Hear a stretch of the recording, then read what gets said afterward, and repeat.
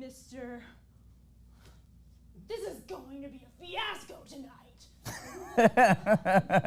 He's taking her all the way out to New Jersey at 2 o'clock in the morning. Now that's what I call the complete gentleman.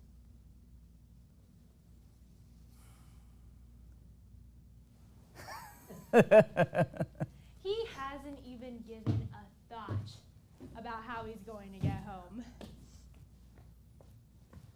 Maybe he'll sleep over. Hey, Paul! Do you think? No, not my mother. Then again, anything can happen with the Sheik of Budapest.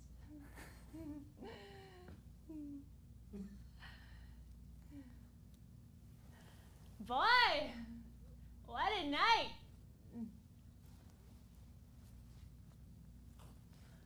Hey, I got a plan.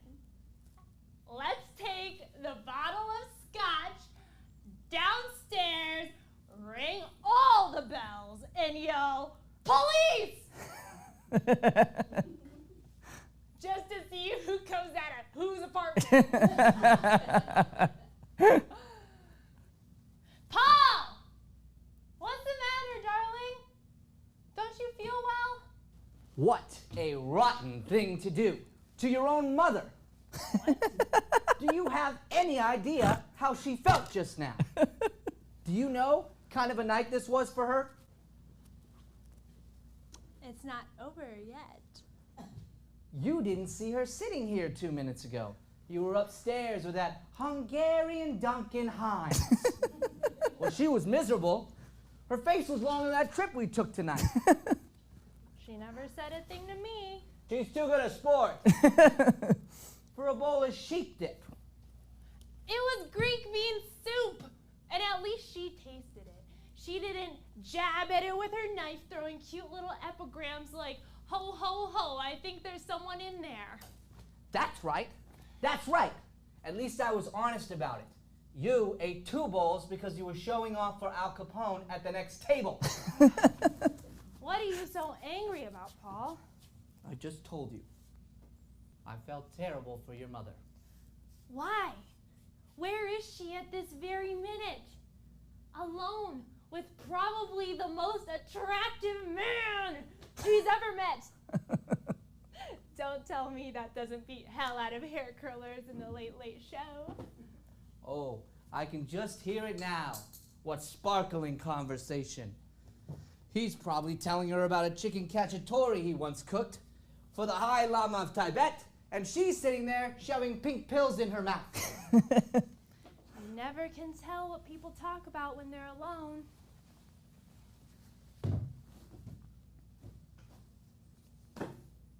I don't understand how you can be so unconcerned about this.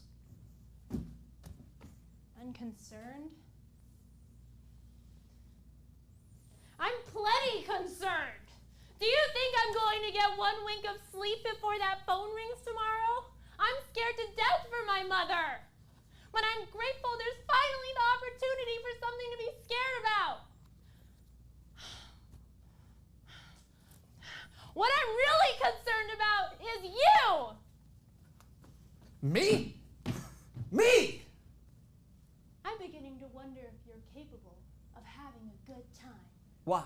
Because I like to wear my gloves in the winter? No, because there isn't the least bit of adventure in you. Do you know what you are? You are a watcher. There are watchers in this world, and there are doers. And the watchers just sit around, watching the doers do. Well, tonight, you watched, and I did. Yeah? Well, it was a lot harder to watch what you did than it was to do what I was watching. You won't let your hair down for a minute. You couldn't even relax for 1 night. Boy, Paul, sometimes you act like a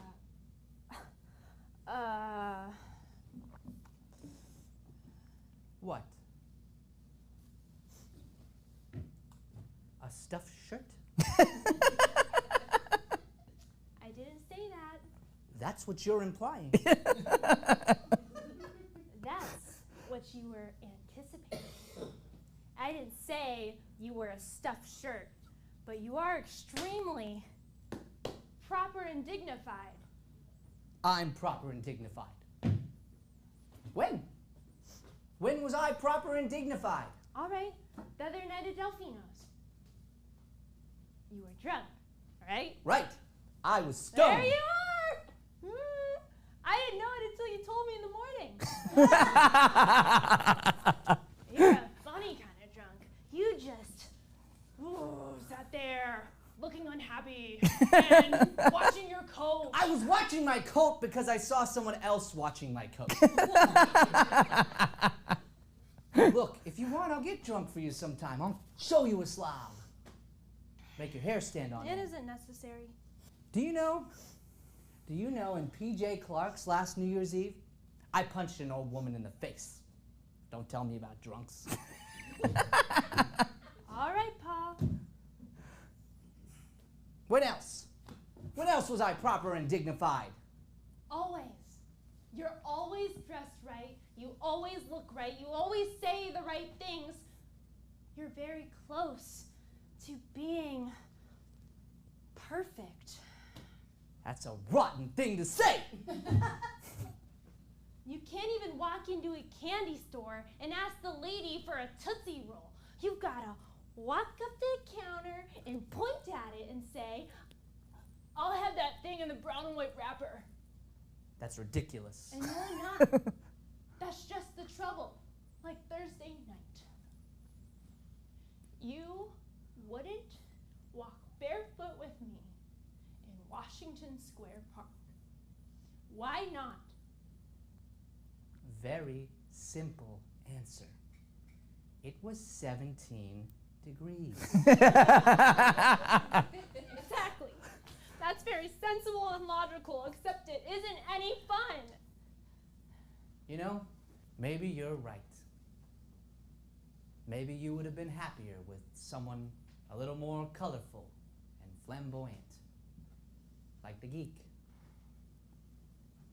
Well, he'd be a lot more laughs than a stuffed shirt. Oh, I thought you said I wasn't. Well, you are now. I'm not going to listen to this. I am not going to listen. I've got a case in court in the morning. Where are you going? To sleep. Now? How can you sleep now? I am going to close my eyes and count Nietzsche's. Good night. You can't go to sleep now. We are having a fight. You have the fight. When you're through, turn off the lights. Ooh, that gets me insane. You can even control your emotions. Look, I am just as upset as you are. But when I get hungry, I eat. And when I get tired, I sleep. You eat and sleep too. Don't deny it, I've seen you. Not in the middle of a crisis. What crisis? We are just yelling a little. You don't consider this a crisis? Our whole marriage hangs in the balance. It does? When did that happen? Now, it's suddenly very clear that you and I have absolutely nothing in common. Why? Because I won't walk barefoot in the park in winter? You haven't got a case, Corey. Adultery? Yes. Cold feet? No.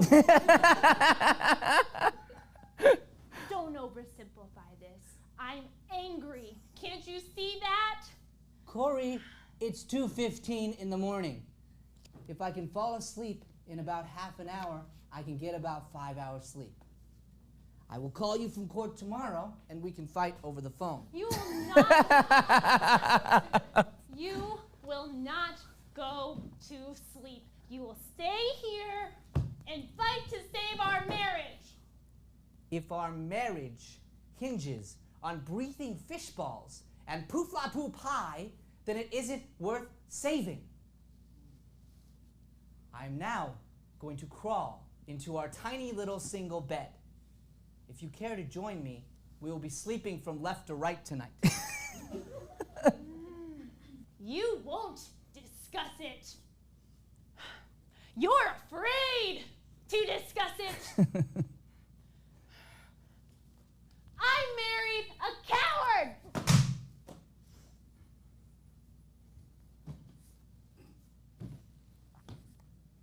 Corey, would you bring in a pail? The closet's dripping. Oh, I hate you. I hate you. I really, really hate you. Corey, there's one thing I learned in court. Be careful when you're tired and angry. You might say something you will soon regret. I am now tired and angry. And a coward. And I will now say something I will soon regret. Okay, Corey, maybe you're right. Maybe we rushed into this marriage a little too fast. Maybe love isn't enough. Maybe two people should have to get more than a blood test. Maybe they should be checked for common sense, understanding, and emotional maturity. All right. Why don't you get it passed by the Supreme Court? Only those couples bearing a letter from their psychiatrist proving they are well-adjusted will be permitted to be married. You're impossible. You're unbearable. You belong in a nursery it's school. It's a lot more fun than the home for the funny studies.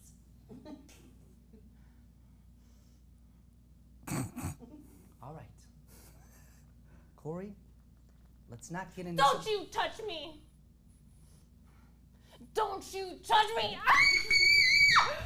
I don't want you near me ever again. All right, Corey, let's not get into... No! I can't look at you. I can't even be in the same room as you now. Why? I just can't, that's all. Not when you feel this way. When I feel what way? The way you feel about me. Holy cow. I'm sorry. I don't want to cry. Oh, for Pete's sake, cry. Go ahead and cry. Don't you tell me when to cry. I'll cry when I want to cry, and I'm not going to have my cry until you're out of this apartment. What do you mean, out of this apartment? Well, you certainly don't think we're going to live here together, do you? After tonight? Are you serious? Of course I'm serious. I want a divorce. A divorce? What? I'm sorry, Paul. I can't discuss it anymore. Good night. Where are you going? To sleep. You can't, not now. You did before. That was in the middle of a fight. This is in the middle of a divorce. I can't talk to you when you're hysterical. Good night.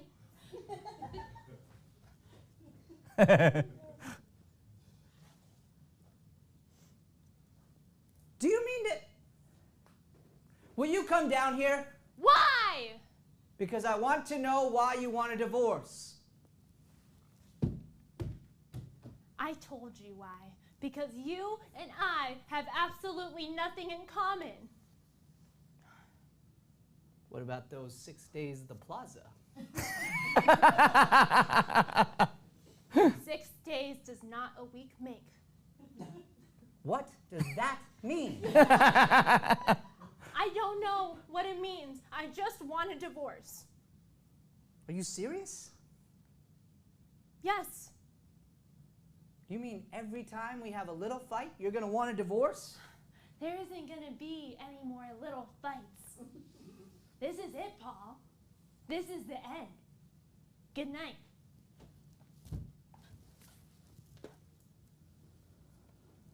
Corey, do you mean to say... Will you come down here? Why? Because I don't want to yell! All the way. Afraid the crazy neighbors will hear us? You're serious? Dead serious. You mean the whole thing? With signing papers, going to court, shaking hands, goodbye, finished, forever, divorce? That's what I mean. Right. Well, I guess there's nothing left to be said. I guess not. Right. Well, good night. Don't you want to talk about it? At 2:30 in the morning? I can't sleep until this thing is settled. Well, it may take up to 3 months. You might want to at least take a nap. You don't have to get snippy. Well, damn it, I'm sorry. But when I plan vacations, I'm happy. And when I plan divorces, I'm snippy. You want to plan this thing? Let's plan it.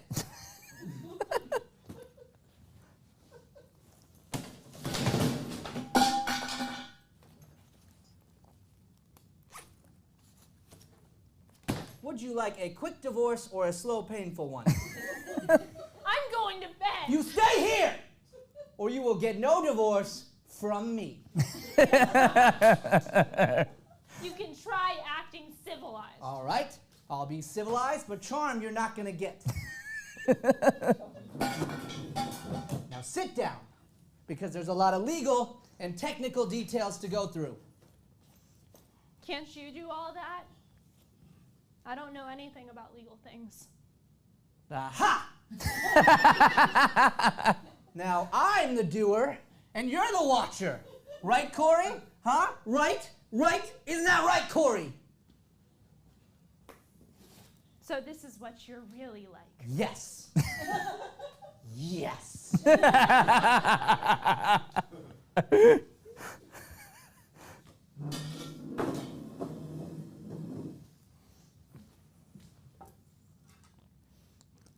All right. What do I have to do? First of all, what grounds? Grounds? That's right. Grounds. What is your reason for divorcing me? And remember, my failure to appreciate niches will only hold up in a Russian court. You're a scream, Paul. Why weren't you funny when we were happy? How about incompatible? Fine. Are you through with me? Not yet. What about the financial settlement? I don't want a thing. Oh, but you're entitled to it. Alimony, property. Supposing I just pay your rent. $75.63 a month, isn't it? Ha ha.